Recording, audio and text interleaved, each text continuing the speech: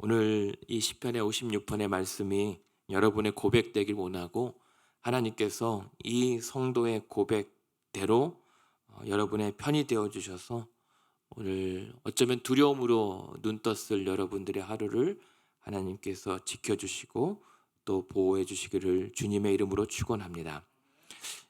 그도 그럴 것이 56편은 우리 표제에 말했던 것처럼 아마 다윗이 지었던 신앙 고백이라고 보여집니다. 그런데 인도자를 따라 요낫 엘렘 르호김에 맞춘 노래라고 하는 것은 이 다윗의 작사 혹은 작곡이었겠죠. 이 노래를 후대에 이 성도들이 함께 부르는데 어떤 느낌으로 부르냐면 요낫 엘렘 르호김이라고 하는 것은 이제 뜻풀이를 하면은 어떤 먼 나무에 앉아 있는 비둘기 혹은 멀리 떨어져서 그냥 침묵으로 그냥 이 멍하니 어쩌면 가만히 있는 비둘기라고 하는 표현입니다. 그러니까 비둘기가 계속 모이를 쪼으면서 구구구 울어야 되는데 그냥 울지도 못하고 그냥 멍하니 나무에 앉아 애처롭게 있는 모습입니다. 그러니까 그러한 느낌으로 부르는 노래, 찬양이라고 하는 거니까 어떤 느낌이냐면 슬픈 노래입니다. 슬픈 찬송입니다. 우리가 골방에 틀어박혀서 답답하고 암담하고 염려스러울 때 그냥 멍하니 그냥 구슬프게 어두운 방에 홀로 앉아서 하나님을 찬송하고 의지하는 느낌의 신앙 고백이 바로 시편 56편입니다. 근데 그만큼 이 다윗이 이 노래를 고백했을 때는 그만큼 답답하고 어디 하소연할 데가 없었던 때입니다. 표제에 보시면 다윗이 가드에서 블레셋 사람들에게 잡혔을 때에 이 신앙 고백을 했다라고 하는 겁니다. 이때가 언제냐면 이 사울 왕이 이제 다윗을 쫓으려고 높 지역의 그 아히멜렉의 제사장들 85명을 학살하였다는 소식을 듣고 도망가기 위해서 블레셋으로 가드 왕 아기스에게 찾아가죠. 그런데 그 블레셋 왕이 다윗이 넘어왔다는 얘기를 듣고 이 사람이 스파이 짓을 하려고 넘어왔다라고 하는 얘기에 다윗을 이제 죽이려고 합니다. 그때 다윗이 살아남으려고 했었던 그 행동이 무엇입니까? 미친 척하는 겁니다. 침을 질질 흘리면서 미친 척하면서 겨우 살아 도망쳐 나왔던 그때에 정말 모든 다윗 한때는 사람들에게 추앙받고 존경받고 골리앗을 쓰러뜨릴 정도로 그리고 그 다음에 왕의 사이로서 미래가 창창했을 그의 인생이 한순간에 도망자의 신세에 그것도 모자라서 자기가 살기 위해서 그렇게 미친 척 살아남아야 되는 그 상황이 얼마나 비참하고 얼마나 자존심도 상하고 얼마나 억울했을까. 오늘 시편 56편에 계속 다윗이 두려워하는 대상은 사람입니다. 사람이 제일 무섭죠. 가장 의지가 되면서도 그 가장 의지가 되었던 사람이 가장 무서운 대적이 되어 있는 상황입니다.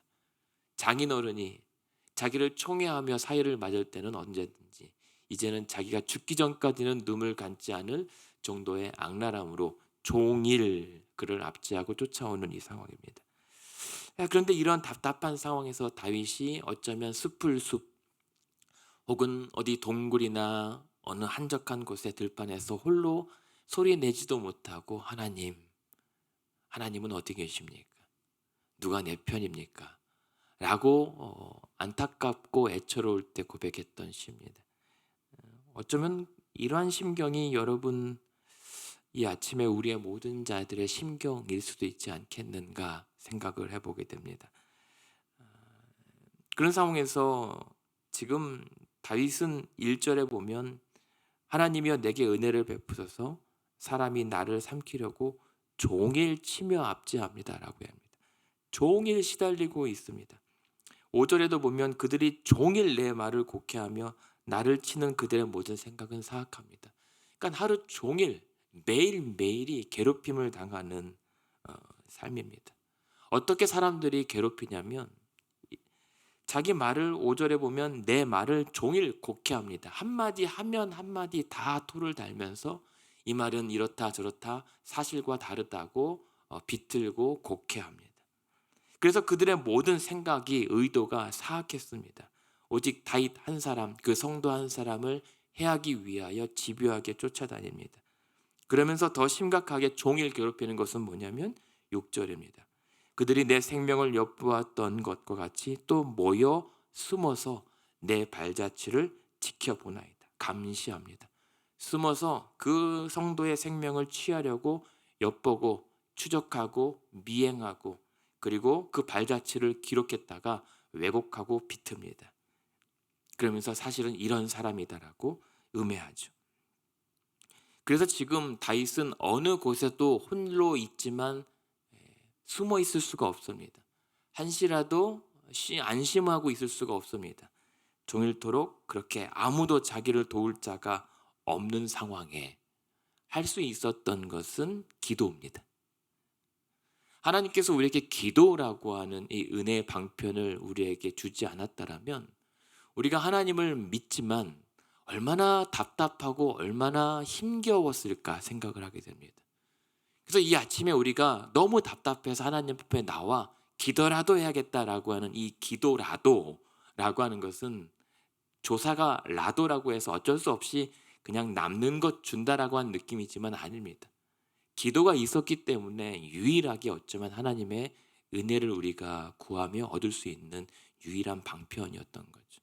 그래서 다윗은 기도 외에는 할 수 있는 게 없었던 겁니다. 그래서 다윗은 지금 기도하면서 노래해요. 그것이 무엇입니까? 첫 번째 1절에 보면 하나님이여 내게 은혜를 좀 베풀어 주시옵소서.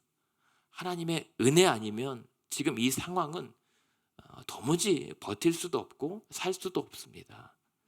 이것이 오늘 우리 이 아침의 기도인 것 아니겠습니까? 오늘도 하나님의 은혜가 아니면 살 수 없습니다.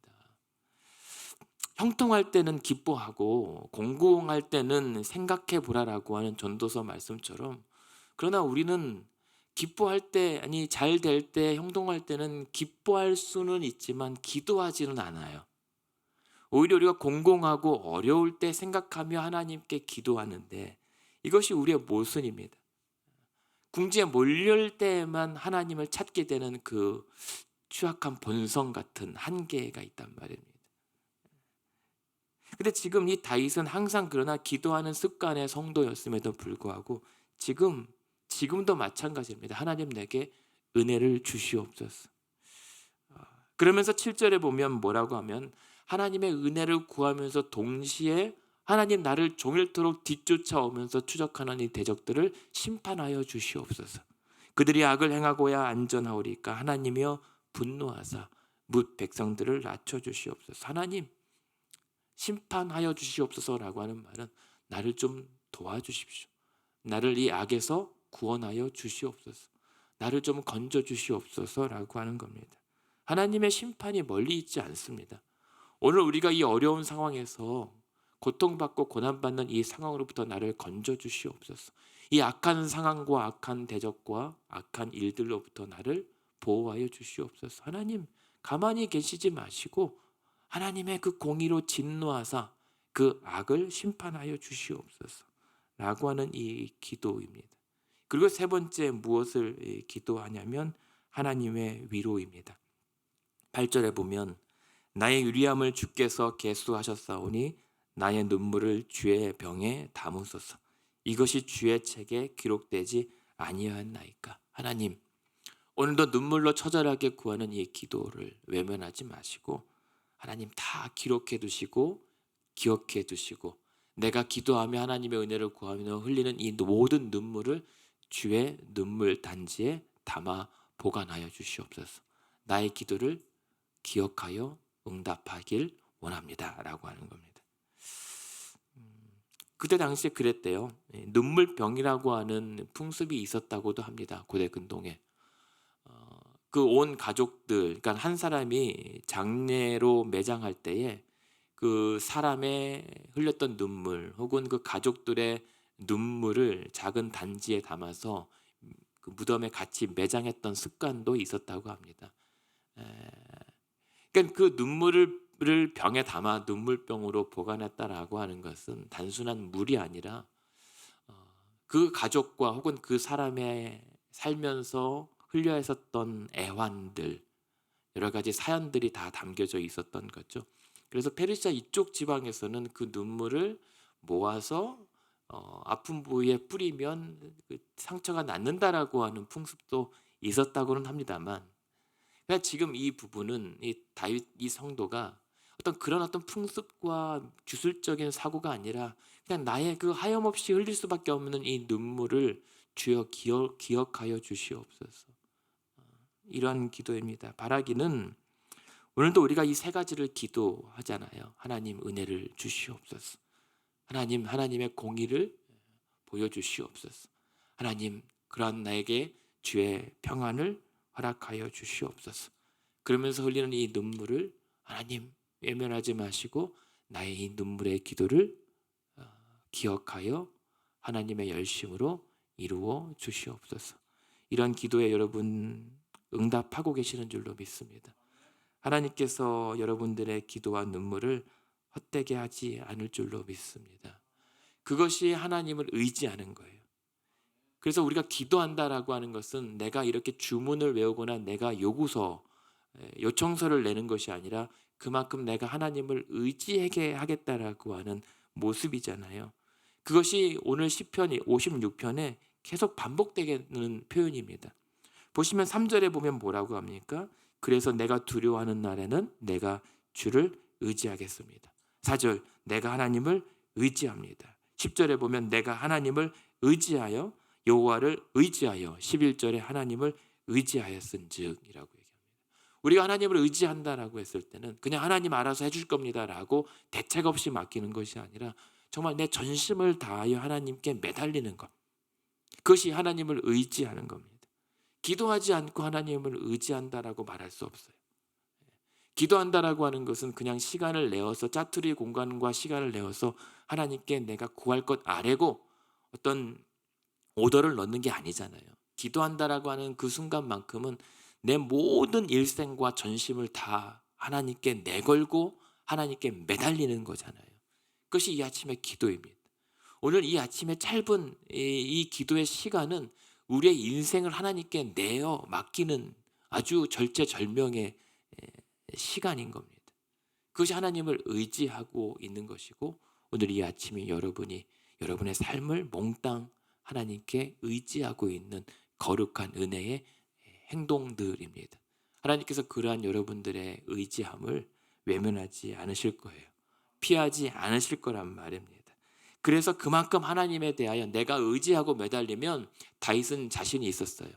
내가 하나님을 의지하면 내가 지금 무섭고 두렵지만 하나님 안에 있으면 내가 무서워하지 않을 수 있습니다. 하나님이 내 편만 되시면 나는 안전합니다 라고 하는 것을 고백하고 있는 것입니다. 그래서 다윗이 할 수 있는 것들이 무엇입니까? 3절에 그러면서 반복되는 것이 내가 주를 의지합니다 라고 하면서 4절에 내가 하나님을 의지하고 말씀을 찬송하는데 혈육을 가진 사람이 내게 어찌 하겠습니까? 라고 얘기합니다. 하나님을 의지하는데 하나님 안에 있는 내가, 사람들이 나를 종일토록 쫓아오지만 내가 하나님 안에 있는데 사람들이 내게 어떻게 해를 가할 수 있겠습니까? 라고 얘기하는 거예요. 9절에서 11절 보면 보시죠. 9절에도 이것을 하나님이 내 편이심을 내가 아나이다. 11절 내가 하나님을 의지하였은즉 두려워하지 아니하리니 사람이 내게 어찌하리까? 라고 하는 겁니다. 저는 이 장면이 되게 고소해요. 왜냐하면 그런 것 있지 않습니까? 어릴 적에 막 싸움 잘하고 나를 짓궂게 괴롭히는 친구들이 달려들 때 막 도망다니다가 선생님이 나타나거나 혹은 싸움 잘하는 또 다른 형이 나타나면 얼른 그 뒤에 숨잖아요. 그러면서 내롱하면서 고개를 빼꼼히 내밀면서 잡아봐라, 해볼 테면 해봐라 라고 했던 이 장면이 생각나는 거예요. 다윗이 종일 그렇게 내 말과 행동과 다니는 것마다 쫓아다니면서 지배하고 괴롭힌 이 다윗이 하나님의 드디어 품에 뒤에 숨어서 자, 해볼 테면 해보라 라고 하면서 대적들에게 고소해야 하는 이 장면, 하나님이 내 편이신데 너희들이 나를 어떻게 해할 수 있으리요? 라고 안심하는 이 장면, 이것이 오늘 저와 여러분이 안심할 수 있는 유일한 통로입니다. 여러 가지 상황과 여러 가지 열악한 환경들이 있는데 사람은 고사하고 환경조차 나를 짓누르고 괴롭히는데 도무지 피할 데가 없습니다. 그러라고 우리 곁에 계셔주신 분이 바로 하나님이십니다. 오늘 하나님 뒤에 그렇게 매달리면서 의지하며 숨는 여러분들에게 이러한 믿음의 고백이 허락되기를 원합니다. 하나님 내 편이시잖아요. 하나님 내 편이신데 저 사람들이 내게 어떻게 감히 해를 가할 수 있겠습니까? 내가 두려워하지 않겠습니다. 그러면서 하나님을 의지하면서 하는 게 뭐예요? 내가 하나님을 의지하고 있었다라고 하는 증거가 기도하고 있다는 증거와 동시에 여기서 4절에 보면 뭐라고 나옵니까? 내가 하나님을 의지하고 그 말씀을 찬송하올지라. 10절에 내가 하나님을 의지하여 그의 말씀을 찬송하고 여호와를 의지하여 그의 말씀을 찬송하리이다. 하나님의 말씀을 찬송하는 겁니다. 하나님의 말씀을 찬송한다는 건 뭐죠? 하나님의 그 말씀의 약속을 내가 신뢰하는 겁니다. 그리고 그 하나님의 말씀이 이루어질 것을 기뻐하며 노래한다라고 하는 겁니다. 믿음의 선포입니다. 하나님의 말씀대로 나를 구하시고 하나님의 뜻을 이루어질 것을 믿습니다 라고 노래하는 것. 여러분, 그래서 우리가 우리 삶 속에서 찬양이 사라진 것은 이러한 하나님을 의지하는 그 믿음이 약해진 반증입니다. 여러분, 오늘 하루 종일 살면서 하나님을 의지하기를 원하시고 의지하신다면 여러분 오늘 하루 가운데 찬양이 입술에서 흘러나와야 돼요. 뭐 많이 CCM을 들으라, 찬송을 많이 연습하라, 이게 아니라 내 영혼이 하나님을 의지하는 그 영혼의 본성에 따라서 하나님을 찬송할 수밖에 없습니다. 우리의 영혼이 하나님을 절대적으로 신뢰하고 하나님이 내 편이심을 경험할 때 우리의 영혼은 기뻐 노래하게 되는 겁니다. 이것이 우리에게 지어주신 그 영혼의 본능, 기능이란 말입니다. 그러나 여러분의 영혼이 오늘 하루 종일 하나님을 의지하고 믿는다고 하는데 내 입술에서 하나님을 찬송하는 역사가 한순간도 일어나지 않는다면 오늘 나는 내 힘으로 산 겁니다.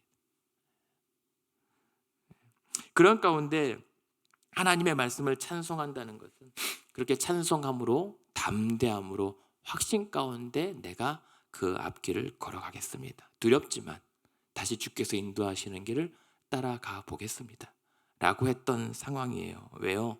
지금 다윗은 이렇게 하나님이 내 편이시다라고 얘기하지만 그렇게 고백해 놓고 눈뜬 현실은 종일 그 악한 자들이 또 쫓아다니면서 압제하고 삼키려 하고 숨어서 자기를 해하려고 하고 있단 말입니다.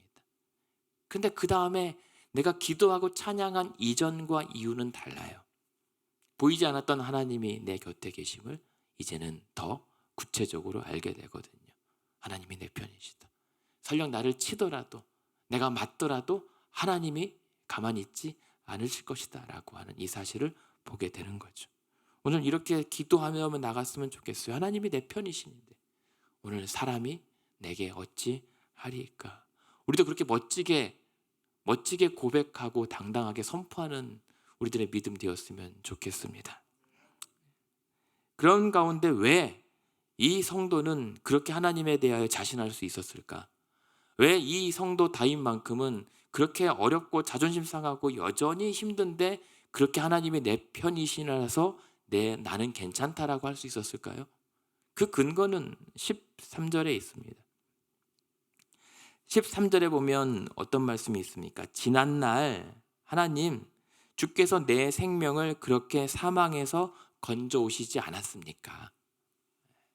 지난날 나를 살아오게 하신 하나님의 은혜를 내가 충분히 기억하고 지금도 경험하고 있기에 사망에서 내 생명을 건져오셨던 그 하나님을 내가 알기에 그리고 그 하나님이 나를 오늘도 붙잡고 계시기에 나는 안전합니다라고 얘기할 수가 있는 겁니다. 여러분이 오늘도 어렵지만 계속되는 예상하지 못하고 어제 당했던 일과 또 다른 새로운 일들을 어려움들을 만날지라도 그래도 안전해 볼 수 있고 안심할 수 있는 이유는 그런 모든 기가 막힐 상황에서 하나님이 나를 여기까지 건지시고 붙잡아서 살게 하셨던 그 은혜가 있기 때문에 그리고 그 은혜를 남의 은혜가 아니라 내 은혜로 경험해 왔기 때문에 누가 뭐라고 해도 누가 설명해 주지 않아도 그 하나님이 오늘도 내 편 되어주신다라고 하는 사실을 알 수가 있는 겁니다. 그렇게 하나 둘 그렇게 축적되어 온 하나님의 은혜의 경험들이 오늘 여러분 삶의 연단과 믿음의 능력이 되어가는 겁니다. 그러니까 오늘의 어려움과 오늘의 기도와 오늘의 형편들은 결코 헛되지 않아요. 결국엔 하나님의 또 다른 은혜의 통로가 될 것이니까.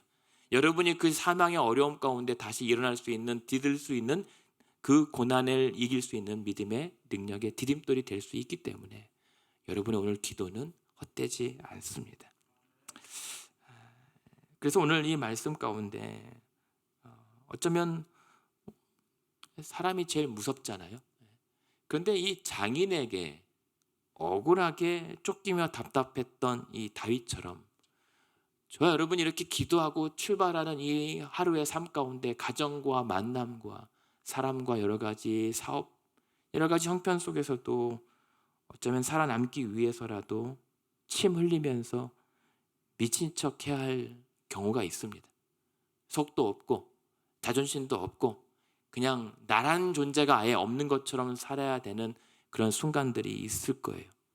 종일토록, 아니 어제뿐만이 아니라 계속 지속적으로 끊임없이 괴롭힘을 당하고 내 말이 곡해당하고 숨어서 사람들이 나의 모든 발자취를 계속 숨어서 지켜봤다고 걸고 넘어지려고 하는 이 순간들이 있을 거란 말입니다. 그럴 때마다 우리는 휘둘리며 서러워할 수밖에 없겠죠. 하지만 그 순간 그 누구도 나의 편이 되어주지 않을지라도 오늘 하나님만큼은 내 편이 되어주신다는 사실을 우리가 잊지 않아야 할 것입니다.